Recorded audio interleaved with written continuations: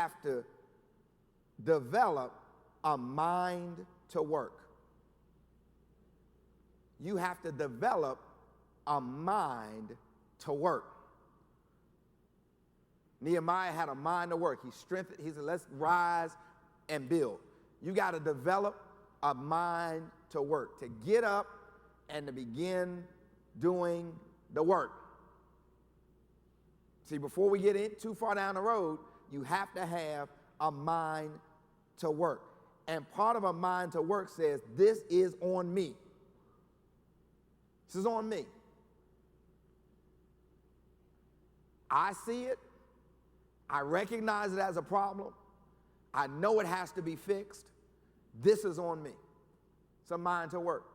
A mind to work says that this is going to take a long time and a lot of effort, but I'm in it till the end. It's going to take a long time. It's going to take a lot of effort. It's not going to be easy, but I've got a mind to work. A mind to work is a mind that's willing to endure and sacrifice. Pastor, what do you do first? Work on your thinking. You got to have a mind to endure and sacrifice.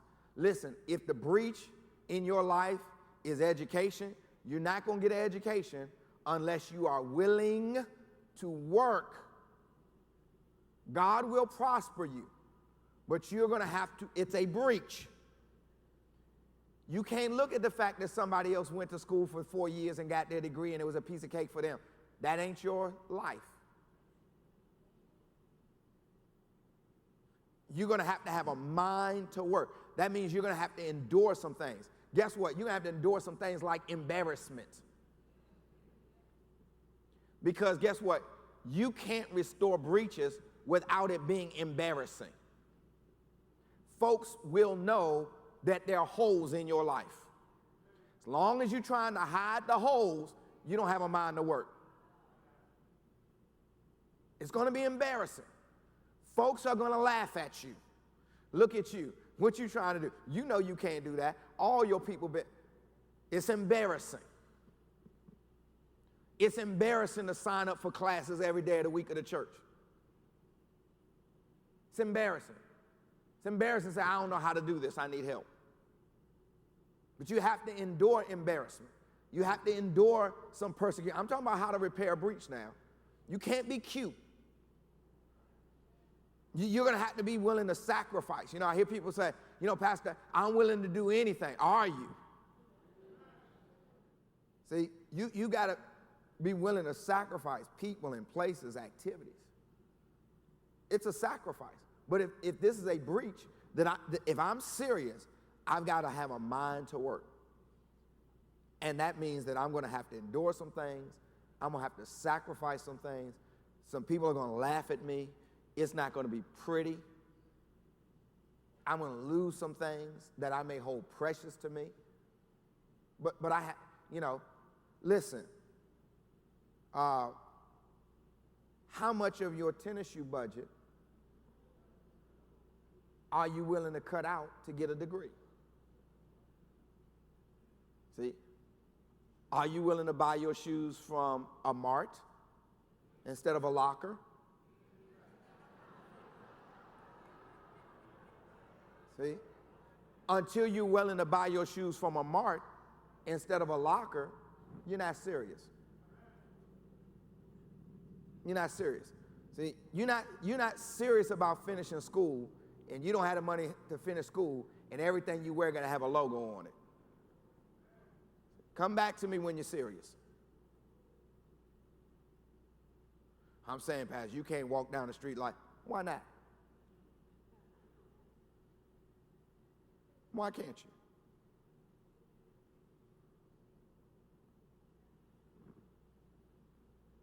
People call me from their iPhone to tell me they need help with their rent.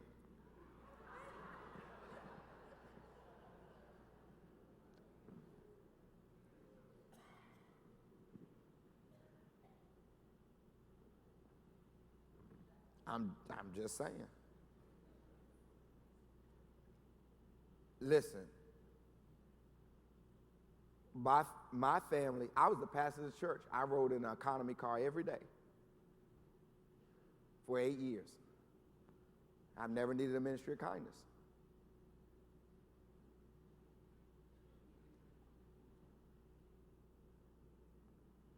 I did what I had to do. It was embarrassing sometimes to see my members coming up in cars that were nicer than mine. But I did what I had to do. I was trying to repair a breach.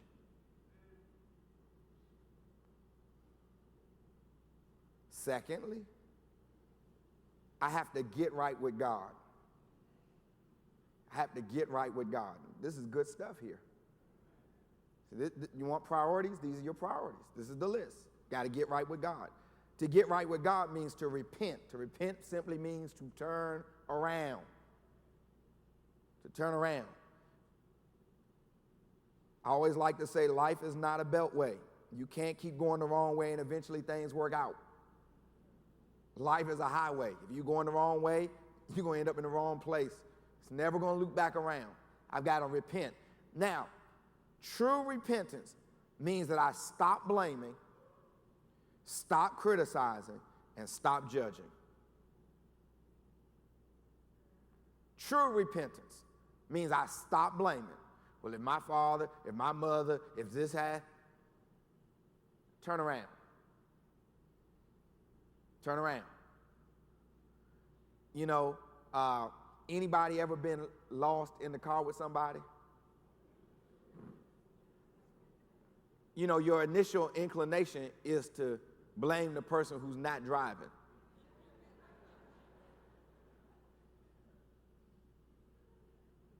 Criticize them. Why didn't you say something?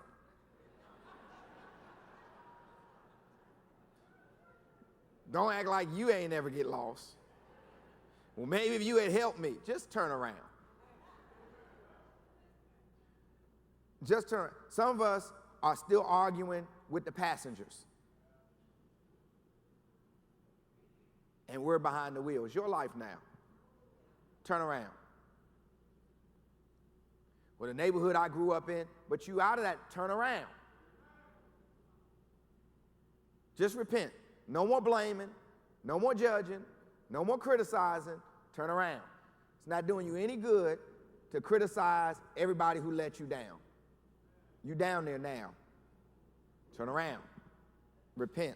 Get right with God. Third, now, the most important thing you can do for you in restoring all the breaches in your life is number 3. Develop a relationship with Him, your Heavenly Father. Well, how's that going to get my baby back? How's that going to fix my drama? How's that going to get me a job? Get right with Him. Let me ask you a question. When you did all that stuff that created all these problems, it's because you didn't know Him, didn't listen to Him, and didn't obey Him. So, the first thing you need to do is maybe get to know Him, because He seems to be the one who was missing when all this stuff showed up.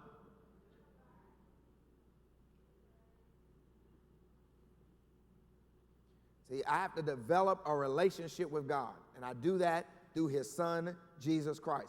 I've got to commit to know Him. See, I got to commit to know Him. Got to study His Word. Got to hide His Word in my heart. Listen, I have to commit to know what the Word of God is, what the will of God is, what the ways of God is, what the voice of God is. Talking about how to repair the breaches. You have to know Him. Because you cannot, watch this, the instructions on how to repair Jerusalem came from God to Nehemiah.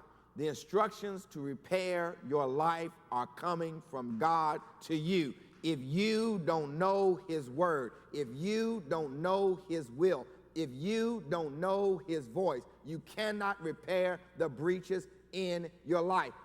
Listen, however bad it is, it's not going to change tomorrow. It's going to be bad for a while. So while it's bad, stop and get to know your Heavenly Father. Just, you can't fix this, and you can't fix that, and you can't fix the other thing. So while it's like this, the only thing I really have the ability to do is know my Father. Now, the more I know him, the less confusing it is about what I have to do. Because as I begin to know his word, and as I begin to know his will, and as I begin to know when it's his voice, and when I start to understand his righteousness, then my life is going to start to be rebuilt and repaired. One of the ways we get to know him is you have to get involved in the things of God. Get involved in the things of God. Church, this is so simple. If you're trying to restore a lot of breaches, get involved in the things of God. But pastor, that's helping somebody else. It's helping you. Now, if you knew him, you would know that. But listen, the more you are consumed with you, the less you are doing to repair the breaches in your life. Get involved. Go through new members class. Go through perfecting class. Get involved in a ministry, and then another one. Get involved in the things of God. It will cause you and allow you to restore the breaches that are in your life. This is good stuff. It's not the answer we want, but it's the answer. See, part of the problem is we don't believe that Jesus is the answer. I know we sing it, Jesus is the answer. Exactly. So, if Jesus is the answer, you ought to know the answer. And if you know the answer, you have the answer. Because Jesus is, but I'm saying, he is the answer. The actual answer is Jesus. That is the actual answer. Who he is, what he taught, how he lived, what he did, that's the answer. Get to know him. And the more you know him, the more you'll have the answer. But what happens is, seeing that we see, we don't understand. And hearing that we hear, we don't perceive. Less at any time we would be converted. So we'll come to church and we'll hear a message and we'll say, but yeah, pastor, okay, for real, so this is what I'm dealing with.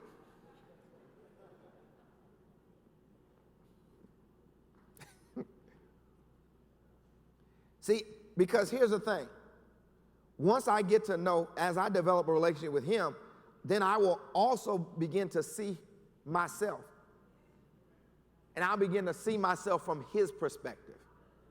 Because the more I get to know him, the more he will, by his Spirit, show me who I am. He'll paint a picture of who I am. Because here's the thing. When you have breaches, you only see yourself as the breaches and the consequences. But that's not who you are. But you can't see who you are until you take your eyes off the breaches and the consequences and put your eyes, because guess what? You are made in the image and likeness of him. So as you develop a relationship with him, he begins to show you who you are. And you cannot restore anything if you don't know what is to be restored to.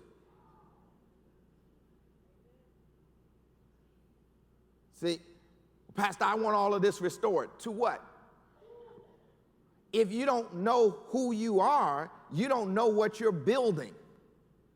And you can't know who you are until you talk to the builder who built you without holes, without doors hanging off, without broken places. So I've got to meet the master builder who laid out an architectural plan for my life that didn't have breaches so that he can show me who I am. Now, once I understand who I am and I know his will, guess what? Now I can strengthen my hands to put my life back together the way the architect originally laid out the plans. But if I don't know the plans and I don't know the builder, I can't restore. So we're trying to work without knowledge.